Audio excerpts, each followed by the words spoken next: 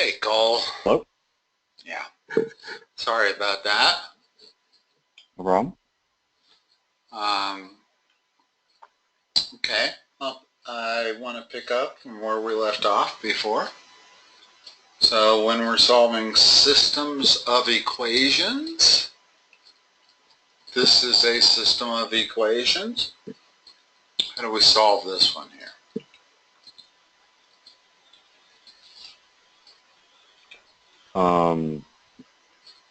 Multiply the top equation by -2 and add it.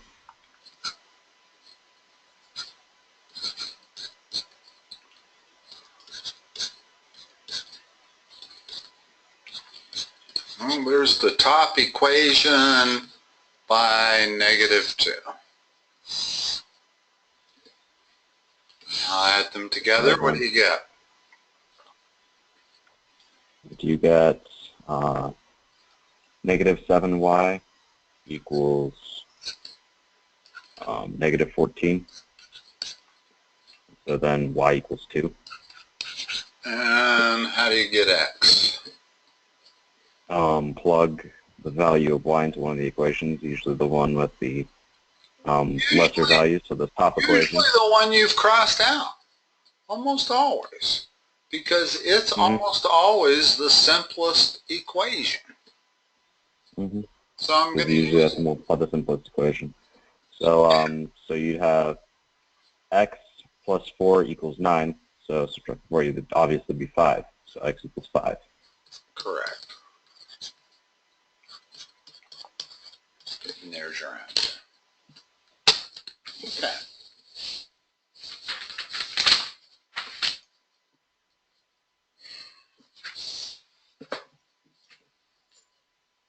Let's go to some of these inequalities.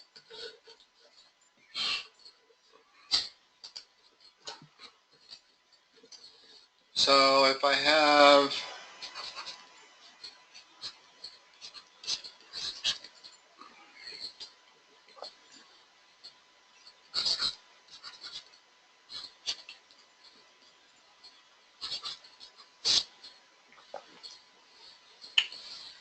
this is a multiple choice, but solve both of these for me. In the first one, what's m equal? Or how do we solve the first one? Just divide it normally. Okay. So m remains less than 16. And then the second one, divide it normally. So m is greater than 12. So these you always need to graph on a number line. Not in xy coordinates, but on a single coordinate, x only. Okay? All right. There's 12. There's 16. What's the graph of this look like on that number line?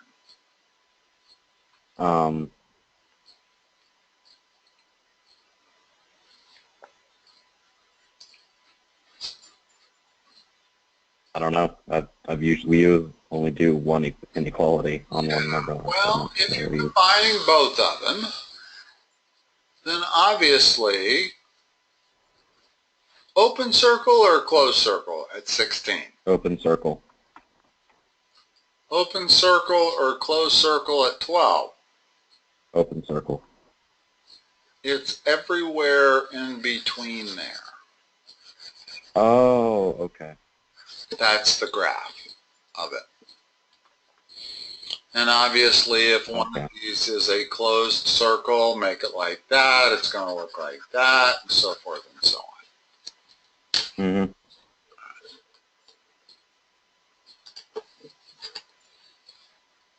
give you another one here.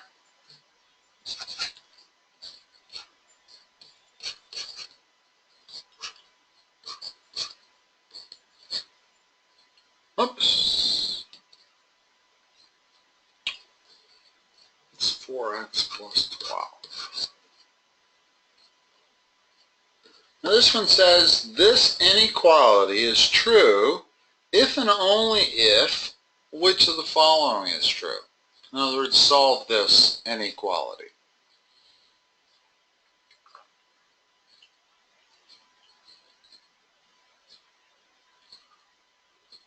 Okay, so subtract the 3x, Okay.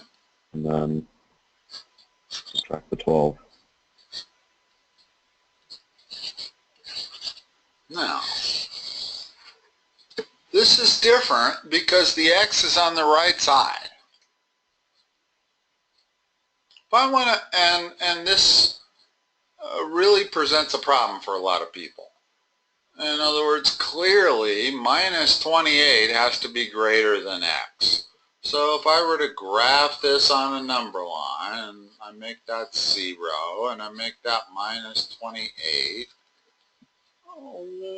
which way is x? The graph's got to go which way, left or right? Left. Yeah, but it's not that easy to see. In other words, this is more difficult to see. Would you agree? Yeah, it is. So Okay. you probably want to flip it around for simplicity. Let's put the x on the left. How do I change minus 28 is greater than x to where x is on the left? What does that mean about x? X is less than negative 28. Notice what I had to do. In other words, when I switch the terms, I have to switch the sign. And that's all I did. In other words, I really just moved this to the other side, and when I do it, it's like this, and this is much easier to see this solution. You got x is less than negative 28. Yeah, that's easy to see. No problem at all. All right.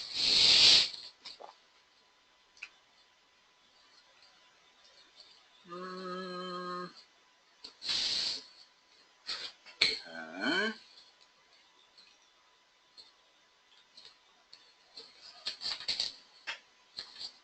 In other words, it's a little bit different than equations. When I am solving an equation, I do not care which side my x ends up on. If it ends up on the right, that's fine. If it ends up on the left, that's fine. But with inequalities, I do kind of care. Just because it's easier to see.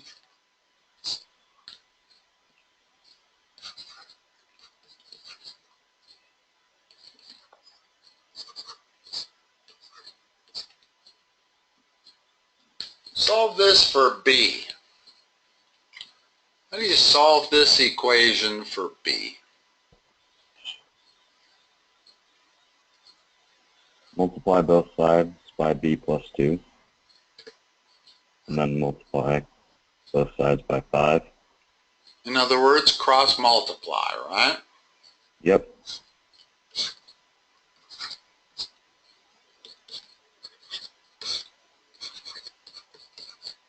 Next.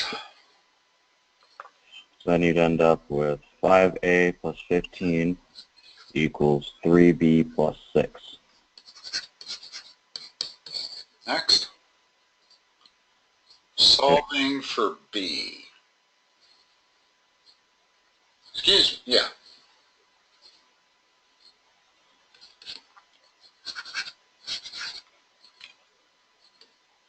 Okay, yeah, so 5a minus 9 if you subtract the 6. Or 5a plus 9, sorry. Let's see. 5a plus 9 since you're subtracting the 6, sorry. So you'd end up with 5 over 3a plus 3 equals b. Yeah, and I like that answer. I like the fact that you broke it up into two fractions. It's a better looking answer. Okay.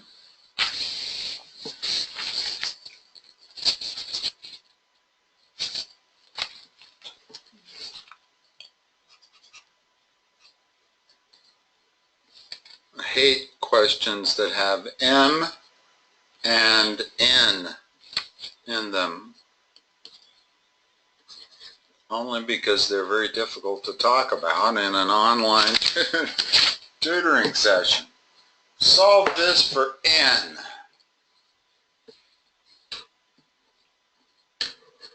Okay, so for this variable right there. Mhm.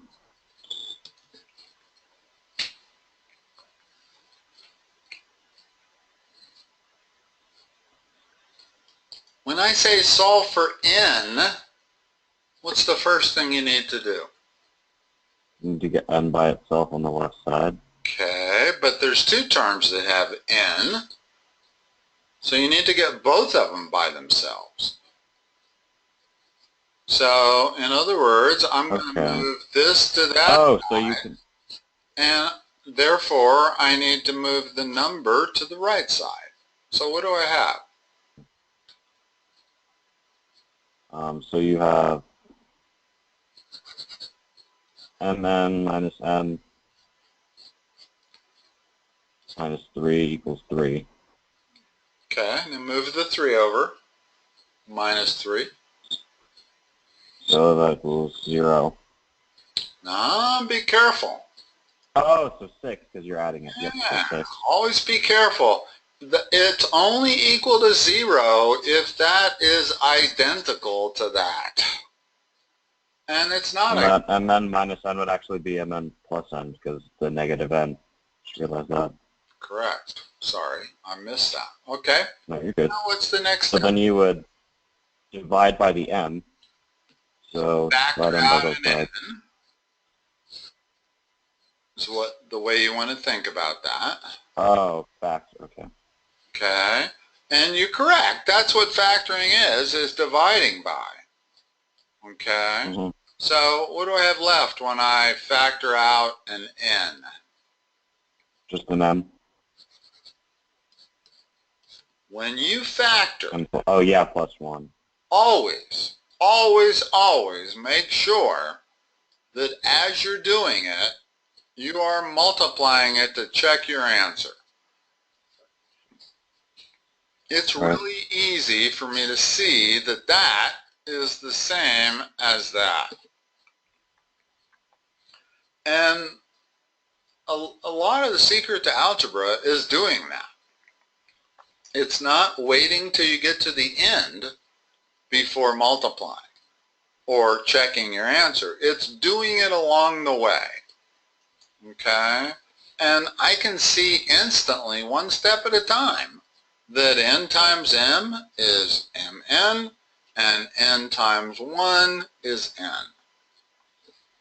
So now, what's n equal to?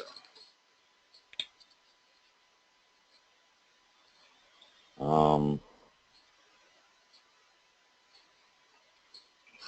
6 over m plus 1. Yeah, easy. In other words, you have to divide both sides by this coefficient. The only thing at all that makes that difficult is that the coefficient is to the right side of n, not to the left. But it's still a coefficient.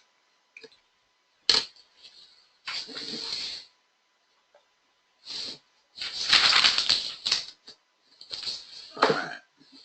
Let's go a little harder here.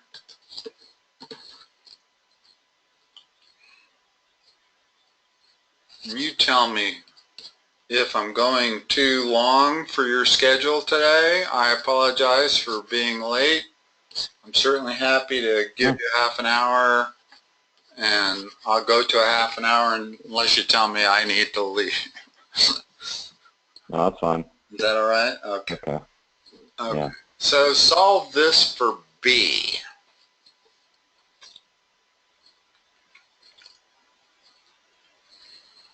Okay, so you need to multiply by a minus b.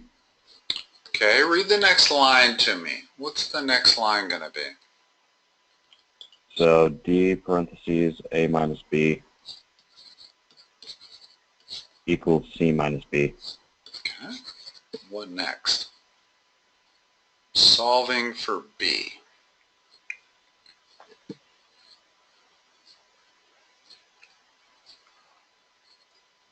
Whenever you have an equation that has a denominator and or parentheses, you can almost never go wrong by getting rid of the denominator and getting rid of the parentheses. Well, first step, you got rid of the denominator. Now, how do you get rid of the parentheses? Distribute the d. Do it. Okay, so it'd be dA minus dB equals C minus B. Okay, now we're at an equation where we got all kinds of letters staring at us. We're trying to solve for B, as in boy. Next step.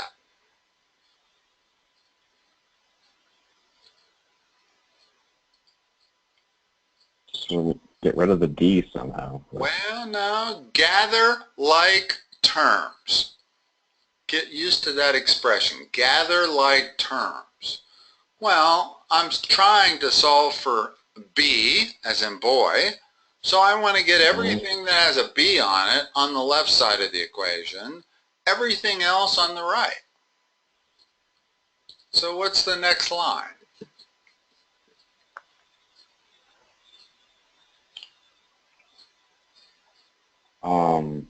So you have negative dB plus B equals dA plus C.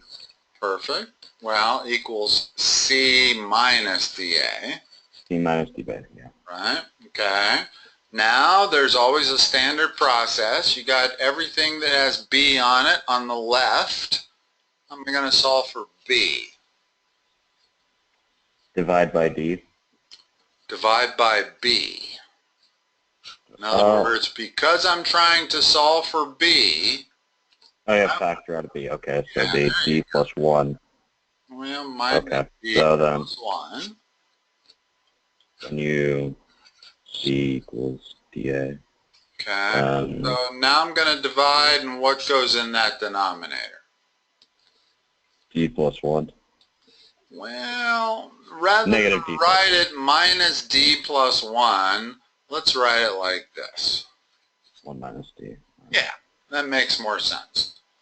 Either one is correct, but there's your answer. All right. Minus dA over 1 minus D. And this is a perfect algebra problem. Absolutely perfect. Because it requires you to do the 3 or 4 tough things that you do with tough algebra problems, which is you gather like terms on one side, everything else on the other, and then you factor out the thing you're trying to solve for, and then you go from there.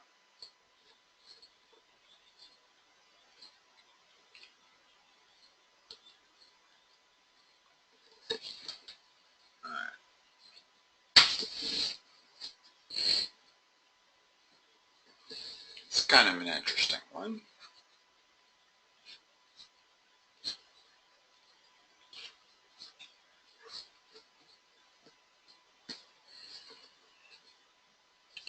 If that statement is true, tell me which of these is the greatest number.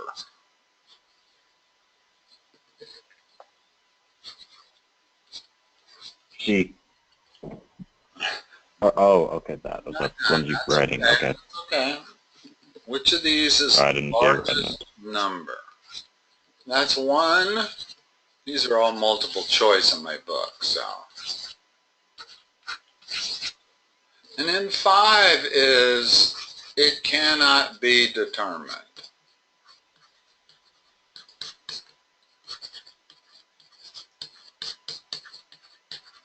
So which is, can you tell which one of those is going to be largest? 3. Very good.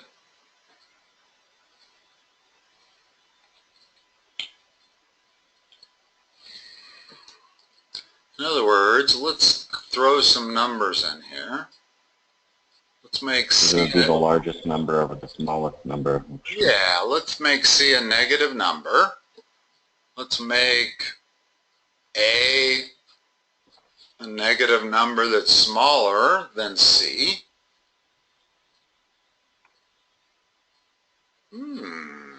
What would that be? That would be 1/5.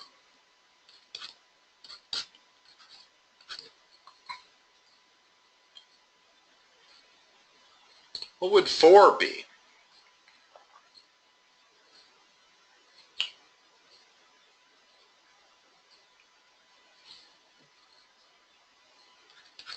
Oh, it can't be determined. Well, what would 4 be? Depends on the numbers. 4 would be 5 over 1. So 5. So 5. So that's the largest number no matter what. Or is it?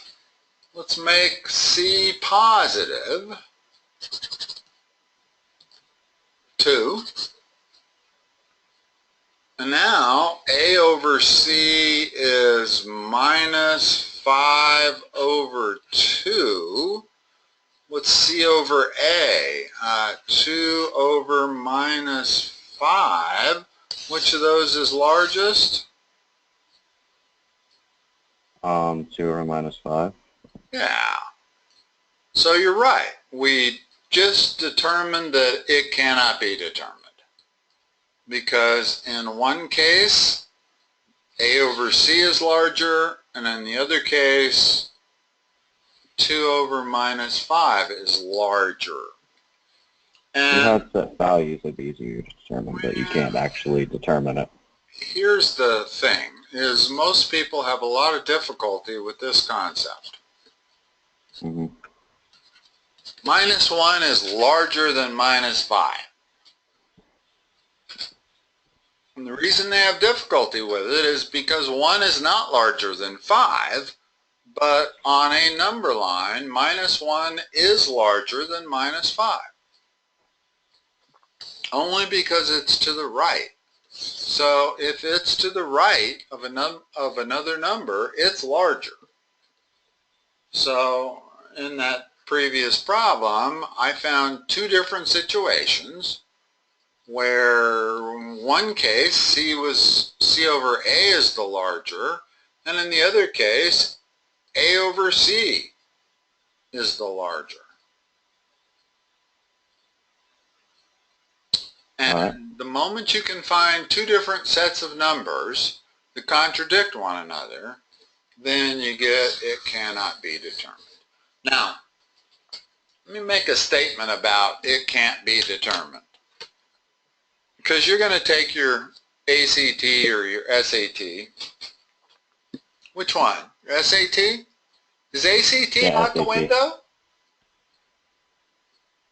Yeah, ACT's out the window. Sounds like it. For all of my students, everybody is going to take SAT, not ACT.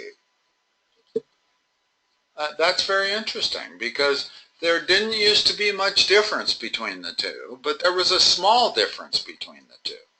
And now there's no difference between the two. In other words, the SAT now has some trig on it. The SAT now has some conic sections on it. I don't think there's any difference at all between SAT and ACT. And apparently Colorado has pretty much done away with the ACT. Everybody I talk to is taking SAT, which has changed dramatically over the last couple years. All right, I think we started 15 or 20 minutes late, and I really apologize for that.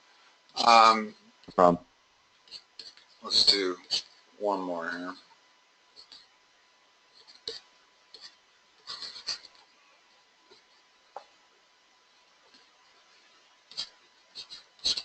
This is given as a word problem, but clearly we're going to write it In other words, the problem said if 2x plus y is equal to minus 8 and if minus 4x plus 2y is equal to 16, what's the value of y?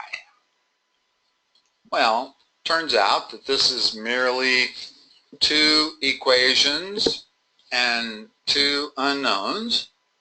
And whenever you have two equations and two unknowns, and if both equations are in standard format, what's the best way to solve it? By substitution or elimination? Elimination. What's the next line? What's the next step? So multiply the top equation by 2.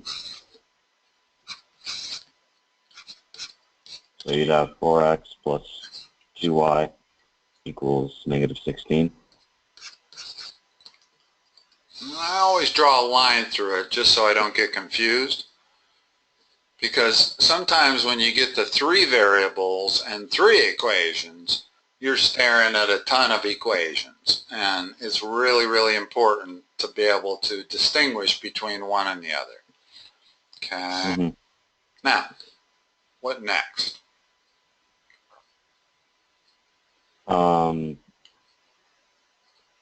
Add them. Okay. Gets rid of the x. What do we have? Or actually, you need to subtract them because otherwise you wouldn't have equals. You could do either. In other words, if I subtract them, I'm going to get rid of the y. But if I add them, I'm going to get rid of the x.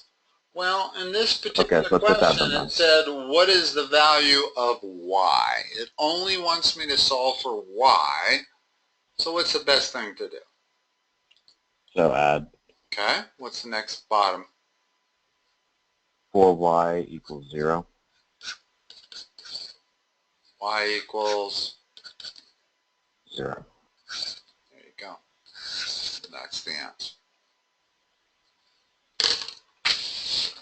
All right. Well, we're through the intermediate Algebra 2.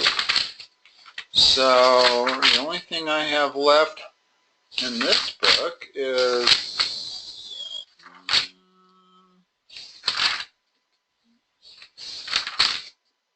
some problems, but I think we're about ready to move into your Algebra 2 book that you're going to be using at Chatfield. You don't know what book you have yet? No, I don't. Every algebra student I've had at Chatfield uses this Algebra 2 book. Unless they change it this next year, it'll be the same as the one I have. And what I'll do is I'll go into Chapter 2 or 3, which is about where we need to start. They'll start you at Chapter 1, and you'll spend the first week or two reviewing algebra. Especially since, you come off of a year of geometry, a lot of students need reviewing of algebra. You won't need so much reviewing. You're doing pretty good. In other words, everything we've been doing all summer has been reviewing the algebra you'll review in the first couple of weeks. And then they'll go on from there. And so I'll kind of go to my book from here forward. All right. Get into graphing. That's probably the biggest thing that we've kind of ignored is graphing these equations and inequalities. So that's where we'll go next. All right. All right? All right, Cole. Once again, I'm sorry I was late. No problem at all. All right. Talk to you next week. Talk to you next week.